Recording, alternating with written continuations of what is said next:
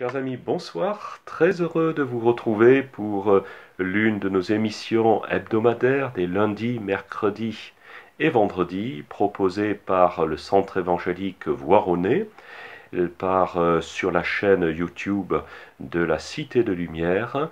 Et à l'occasion de ces émissions que nous voulons absolument apolitiques, non religieuses, non philosophiques, mais simplement qui sont le fruit de notre expérience, de notre relation avec le Dieu de la Bible, et également en lien avec l'actualité des jours que nous vivons, avec les événements qui nous concernent, et que nous rapprochons, que nous commentons à partir de cette lumière des Écritures saintes que sont la Bible, Ancien et Nouveau Testament.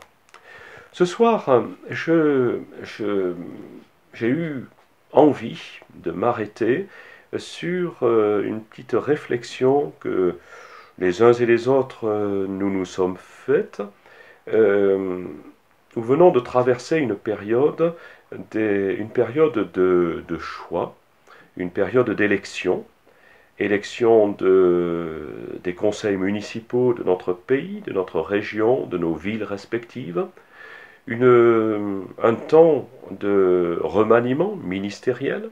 Bien entendu, je ne commenterai pas ces événements avec une approche politique, mais il n'empêche que les uns et les autres, nous sommes des citoyens, et ces événements ne peuvent pas nous laisser indifférents, dans le sens où pour les uns, nous sommes repartis pour une période de 2 années à peu près, pour d'autres un peu plus longtemps, dans le sens où ces élections vont nous engager pour à peu près 6 ans. Mais ces événements, quels qu'ils soient, nous amènent à réfléchir dans le sens où nous avons les uns et les autres choisi des édiles, des dirigeants de notre pays pour les quelques années à venir.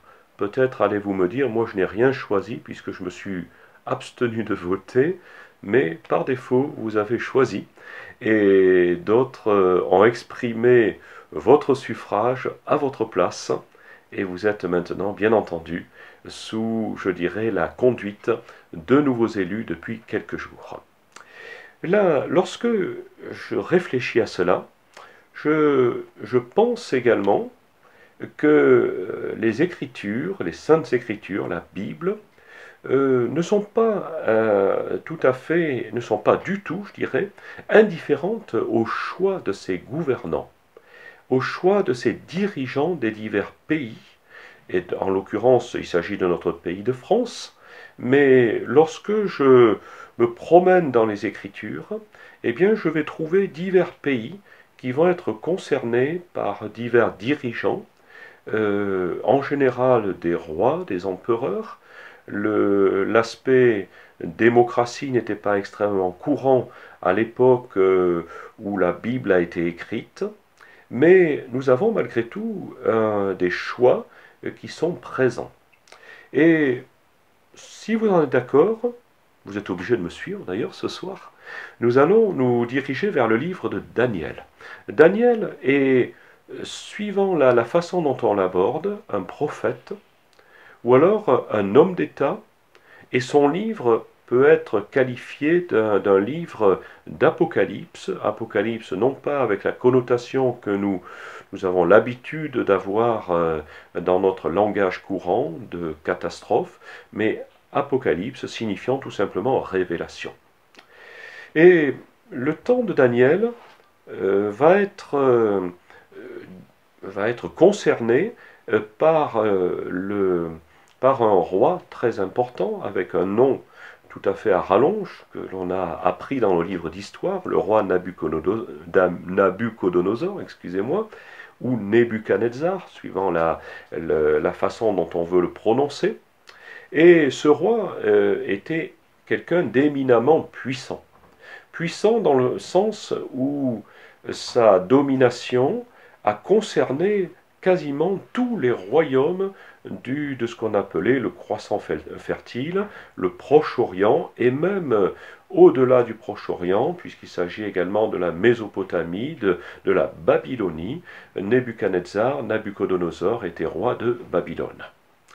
Ce roi extrêmement puissant avait un certain nombre de conseillers, dont cet homme, Daniel, dont nous trouvons un livre dans les Écritures, et on se trouve à plusieurs reprises confronté à une façon de gouverner que nous avons un peu perdue. Nous n'avons plus tellement cette notion, et cette façon de gouverner va relever d'un certain nombre de rêves, de songes, de visions que le monarque va recevoir, va avoir pendant son sommeil ou pendant sa journée, peu importe. En l'occurrence, il s'agissait simplement de son sommeil. Donc on peut appeler cela un rêve, mais ce soir je l'appellerais plutôt un songe, dans le sens où il a une signification prémonitoire et va annoncer des événements à venir. Et ce roi, le matin, va réunir, nous est-il dit, tout ce qu'il peut trouver en fait de sages dans son royaume, des astrologues, des devins, des exorcistes, des mages, des gens extrêmement versés dans la partie qui concerne le décryptage de ses rêves ou de ses songes. Et ce jour-là, il va décrire ce qu'il a reçu pendant sa nuit de sommeil. Pendant cette nuit, il a vu un arbre immense, un arbre qui était visible depuis toute la terre habitée de cette époque. Et cet arbre va tout à coup va croître, jusqu'au moment où, dans sa grandeur, une voix va s'élever et va dire: abattez cet arbre, coupez ses branches, arrachez ses feuilles, éparpillez son fruit, que les animaux sauvages fuient de son abri, que les oiseaux abandonnent ses branches, mais laissez la souche avec ses racines dans le sol. Autrement dit, il y a un changement important, il n'est pas nécessaire d'être grand clerc ni devin là-dessus pour percevoir qu'il y a un changement. Et le roi va réunir tous ces sages de la Babylonie, et au milieu d'eux se trouvera ce fameux Daniel, dont le roi va dire lui-même qu'en lui se trouve l'esprit des dieux. Donc un homme dans lequel le roi Nabuchodonosor, a une immense confiance. Et Daniel va donner l'interprétation de ce songe au roi Nebuchadnezzar. Il ne va pas faire dans la flatterie ni dans la dentelle, pourrions-nous dire, mais il va dire les choses telles qu'il les reçoit de celui qu'il appelle son Dieu, le Dieu des Hébreux, puisque Daniel est un Hébreu qui a été déporté en Babylonie à l'occasion de l'un des exils qui a été, je dirais, pratiqué par le roi Nebuchadnezzar. Et voici ce qu'il va dire. Le roi a vu telle et telle chose, il a vu cet arbre dont il a été décrété la chute, et avec tout ce que le roi vient de décrire. Et il va dire: voici l'interprétation, majesté, et voici le décret du Très-Haut, autrement dit du Dieu tout-puissant, du Dieu des cieux, qui vient sur mon Seigneur le roi. Il va dire: voici, roi Nebuchadnezzar, le Dieu des cieux a prononcé un décret à ton sujet. Tu seras chassé de la société des humains. C'est ce que veut dire la chute de cet arbre. Pour habiter avec les bêtes sauvages. On te fera manger de l'herbe comme un bœuf, et tu seras trempé de la rosée du ciel, tandis que 7 saisons passeront sur toi, jusqu'à ce que tu apprennes que le Très-Haut, c'est-à-dire le Dieu Tout-Puissant, règne sur le royaume des humains, et qu'il le donne à qui il veut. Autrement dit, Daniel ne va pas flatter ce roi. D'ailleurs, ce récit, il nous était dit, est rapporté par le roi Nebuchadnezzar. Donc Nebuchadnezzar a intégré autant le songe que son interprétation et que sa réalisation. Et les choses vont se passer exactement de cette façon-là, puisque un petit peu plus loin, il nous est dit que tout cela arriva au roi Nebuchadnezzar. 12 mois plus tard, tandis qu'il se promenait sur le toit du palais royal de Babel, de Babylone, le roi dit, donc Nebuchadnezzar va prononcer ces paroles, Babel la grande, je l'ai bâtie comme résidence royale par ma puissance et ma force, pour rehausser la gloire de ma majesté. À peine le roi eut-il prononcé ces paroles, qu'une voix descendit des cieux. Roi Nebuchadnezzar, ces paroles sont pour toi. Le royaume s'en est allé de toi, tu seras chassé de la société des humains pour habiter avec les animaux sauvages, on te fera manger de l'herbe comme un bœuf, tu seras trempé de la rosée du ciel, tandis que 7 saisons passeront sur toi, jusqu'à ce que tu apprennes que le Très-Haut règne dans le royaume des humains et qui le donne à qui il veut. Autrement dit, Nebuchadnezzar va vivre en direct ce que Daniel vient d'exprimer selon une révélation qui va être au fond de son cœur. Il va la prononcer, il va la réaliser, et jusqu'au moment où Nebuchadnezzar va dire à l'heure même la parole s'accomplit, et Nebuchadnezzar fut chassé de la société des humains, il mangea de l'herbe comme un bœuf, etc. Je ne vais pas redire tout ce qui est écrit, vous pouvez trouver ça dans le livre de Daniel, dans la Bible. Et lorsque cette période s'acheva, moi, Nabuchodonosor, je levai mes yeux vers les cieux, et mon intelligence me revint. Je bénis le Très-Haut, je louai et glorifiai celui qui demeure à jamais, car son règne est éternel, son royaume dure dans toutes les générations. Tous ceux qui habitent sur la terre sont considérés comme rien, il fait ce qu'il veut avec l'armée des cieux, et avec ceux qui habitent sur terre, personne ne peut retenir sa main, ni lui demander « Que fais-tu » Autrement dit, c'est là une confession de ce roi qu'on pourrait qualifier d'éminemment païen, d'éminemment éloigné de la, je dirais entre guillemets, de la religion monothéiste que connaît Daniel. Mais en cela, il n'y a pas de notion de religion. Il y a une notion simplement de Dieu. Il y a une notion de souverain du monde. Et ce souverain du monde va s'adresser comme en direct à ce roi Nebuchadnezzar. Jusqu'au moment où il va revenir à la réalité de la vie, son intelligence revient, et à ce moment-là, il peut dire, voilà ce qui s'est passé pour moi. Et il pourra même dire, toutes ces œuvres, les œuvres du Très-Haut sont vraies, ses voies sont justes, et il peut humilier ceux qui marchent avec orgueil, sous-entendu, moi-même. Moi, Nebuchadnezzar, j'ai vécu cette expérience, je vous la relate.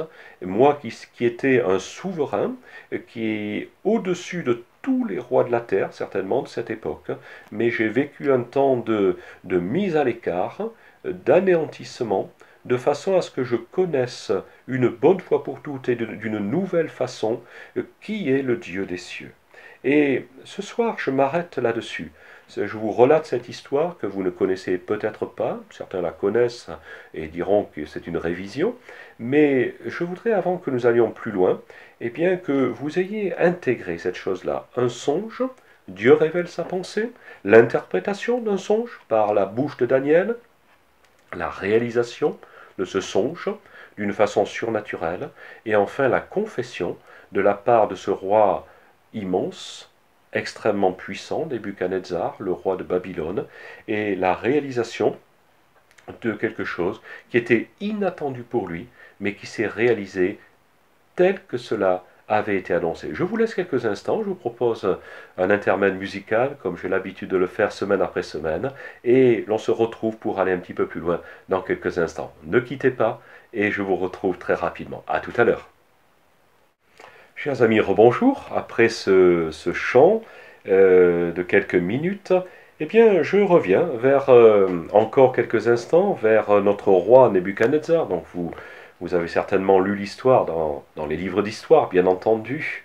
Mais peut-être les événements que nous avons évoqués il y a quelques minutes ne vous étaient pas extrêmement familiers. Et qu'est-ce que cela peut avoir de commun avec ce que nous avons évoqué au départ, c'est-à-dire un certain nombre d'élections dans notre pays, élections municipales, communautaires, remaniements ministériels également, mais ces événements ayant les uns et les autres une connotation de choix, d'élection, tout simplement dans certains cas, et d'avenir pour les dirigeants de notre pays, de nos communes et de nos communautés. Ce roi Nebuchadnezzar a quelque chose à nous dire. Avant, je ne connaissais pas le Dieu très haut. Avant, je n'avais qu'une relation éloignée par le biais de mes astrologues, de mes magiciens, de ceux qui me donnaient l'interprétation de mes rêves. Mais maintenant, je sais qui il est, car je l'ai rencontré personnellement. Et pour vous donner ma pensée de ce soir, euh, je est-ce qu'il ne serait pas utile à chacun d'entre nous, qui sommes chrétiens peut-être, ou peut-être pas, mais qui savons les uns et les autres, j'en suis persuadé, prier.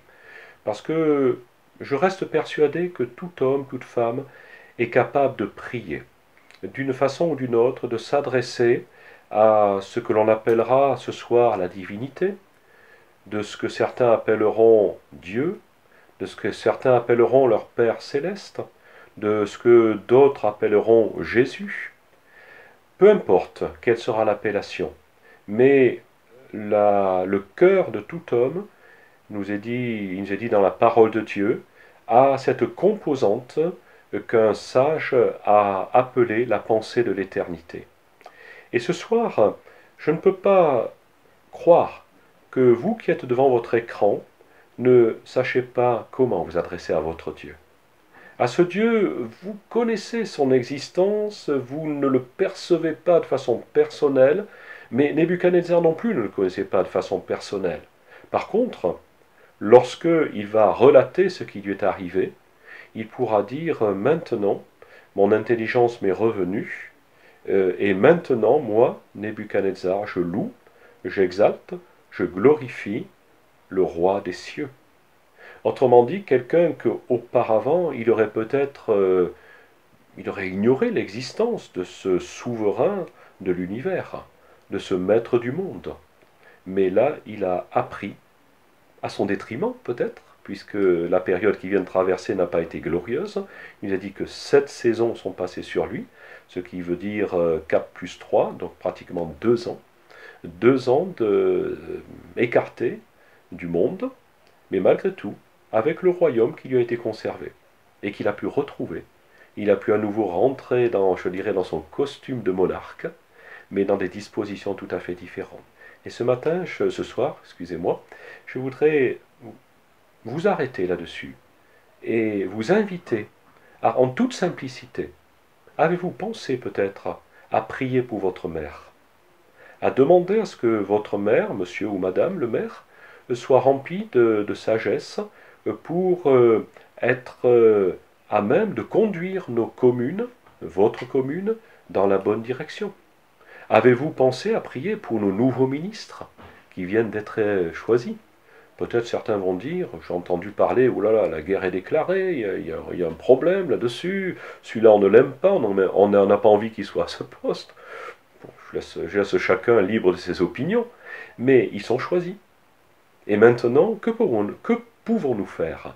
Sinon, nous arrêter quelques instants et dire, ce que je n'ai peut-être jamais fait, je vais commencer à prier pour ces hommes, ces femmes, de façon à ce qu'ils aient l'intelligence qui est nécessaire.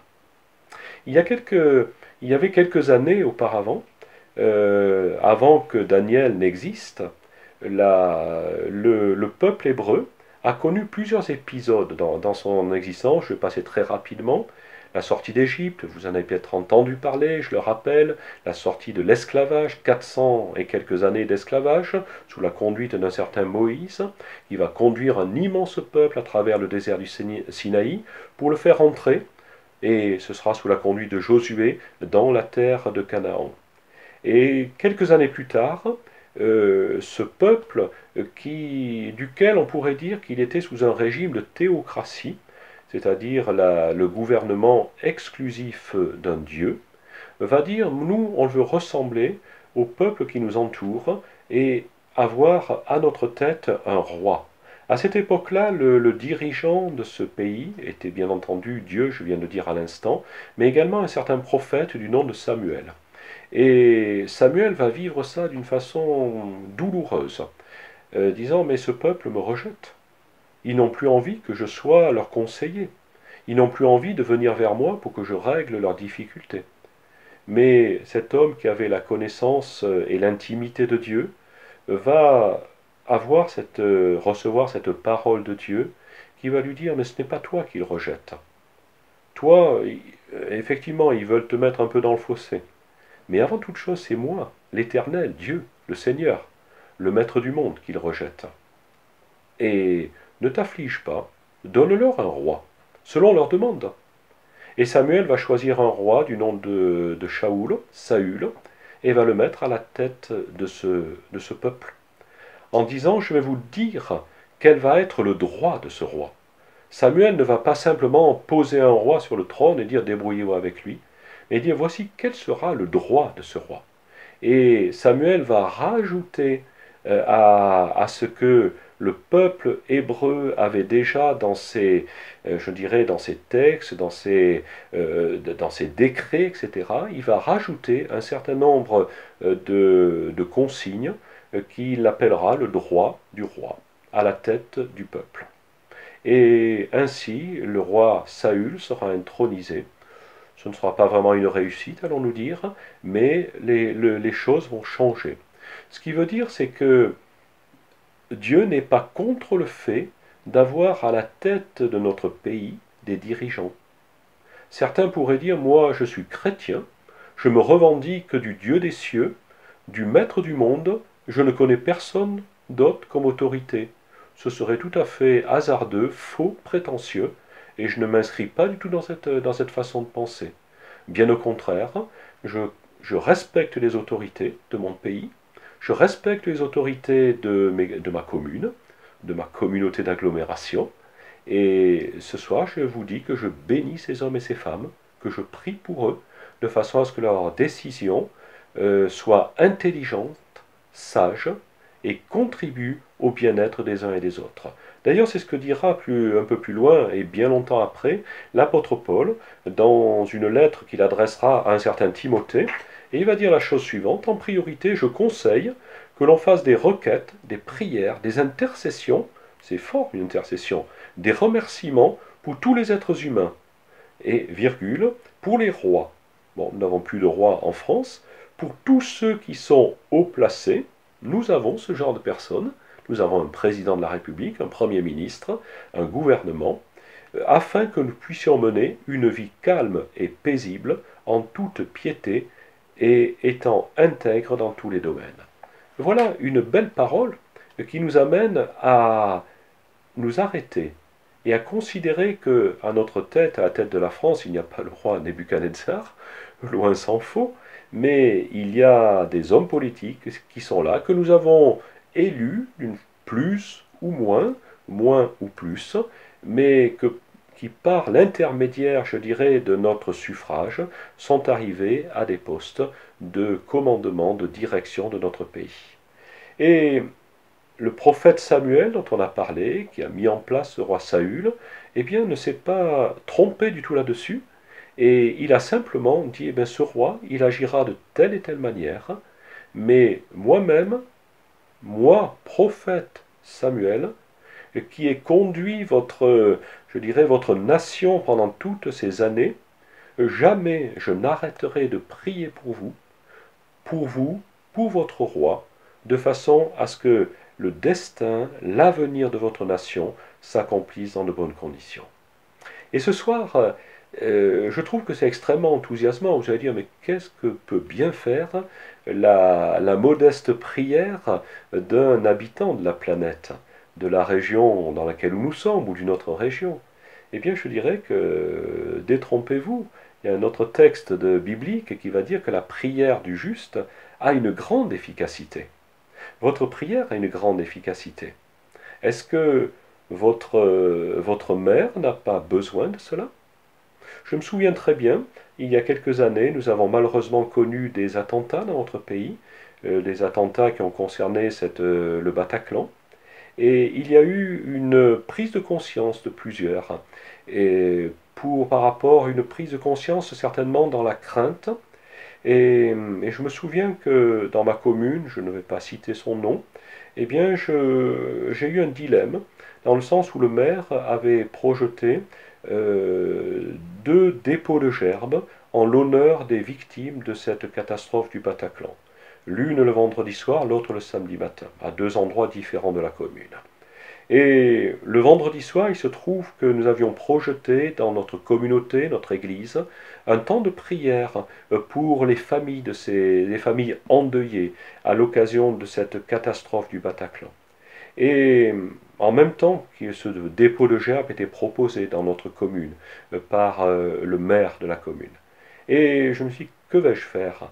Et j'ai pris l'initiative d'envoyer un petit courrier au maire de ma commune pour dire, excusez-moi, monsieur le maire, je ne pourrai pas participer à ce dépôt de gerbes du vendredi soir. Par contre, je serai présent demain matin, samedi, pour ce deuxième dépôt de gerbes et je m'associerai à ce geste que vous avez voulu marquer pour la commune. C'est donc ce que j'ai fait, en rajoutant que ce vendredi soir, la raison de mon absence serait que dans notre communauté, dans notre église, nous serions dans la prière par rapport aux victimes de cette catastrophe. Et le lendemain matin, alors que je me présentais à l'occasion de cette cérémonie, ce dépôt de gerbes, ce deuxième dépôt de gerbes, j'ai vu arriver à moi le maire de ma commune, extrêmement chaleureux, venant me dire, monsieur, j'ai beaucoup apprécié votre email de hier soir. Et il m'a fait part de disons, de sa reconnaissance, de l'avoir, je dirais, avisé de ma décision, tout en étant respectueux de son initiative à l'intention de ces personnes qui étaient dans le deuil. Ce soir, je voudrais terminer cette émission plus exactement, en cherchant à vous sensibiliser là-dessus. Si vous n'avez encore jamais prié pour les autorités de votre pays, de notre pays, je pense qu'il s'agit du même pays, de nos villes, peut-être ne sommes-nous pas dans la même commune, peu importe. Peut-être n'avez-vous jamais eu l'idée de faire cela, peut-être plutôt de critiquer certaines décisions. Je vous accorde que certaines décisions sont malheureuses, j'en souffre pour beaucoup d'entre elles, mais quoi qu'il en soit, je ne veux pas abandonner ma mission, ce que j'estime être ma mission, de prier pour les dirigeants de notre pays. Et de la même façon que le prophète Samuel a pu prononcer ces paroles et dire loin de moi la pensée de cesser de prier pour vous, eh bien, je dirais que le roi David, un petit peu plus tard, qui était également un roi du peuple hébreu, va dire à la fin de son règne, le dirigeant d'un peuple doit être droit, régnant dans la crainte de Dieu, comme la lumière du matin au lever du soleil, un jour sans nuage, qui fait briller l'herbe de la terre après la pluie. Autrement dit, la vision, la haute vision du roi David était de ne pas laisser un peuple à l'abandon, mais simplement un peuple qui puisse avoir un homme à sa tête, qui soit un homme éclairé. Je ne vais pas m'étendre dans tous les événements que nous avons connus ces dernières années. C'était des événements, certains malheureux, d'autres heureux. Et peut-être aurons-nous l'occasion, je me propose peut-être d'en parler un peu plus en détail lors de l'une de nos prochaines émissions. Mais ce soir, je ne veux pas abuser de votre temps et simplement vous souhaiter une bonne soirée. Vous inviter également, si vous le souhaitez, à nous rejoindre lors de l'un de nos offices qui a lieu, c'est un culte qui a lieu le dimanche matin. Vous pouvez nous rejoindre à l'adresse que vous allez découvrir après le chant que nous allons maintenant avoir, la musique qui va vous être proposée. Eh bien, vous verrez l'adresse, adresse email, le téléphone, je peux vous le donner, 09 53 61 77 96. Vous pouvez nous appeler en toute liberté. Et simplement, je veux vous souhaiter une excellente soirée. Vous dire que j'ai été heureux de partager ces quelques pensées avec vous. Et j'espère vous retrouver très bientôt sur notre chaîne. Et permettez-moi de vous dire également, soyez quelqu'un qui prie pour votre commune, pour votre comité de communes, pour votre pays. Je crois que le pays, la commune, nos instances ont besoin de votre prière. Je vous souhaite une excellente soirée. À très bientôt. Et voilà, bonne soirée à chacun d'entre vous. Au revoir.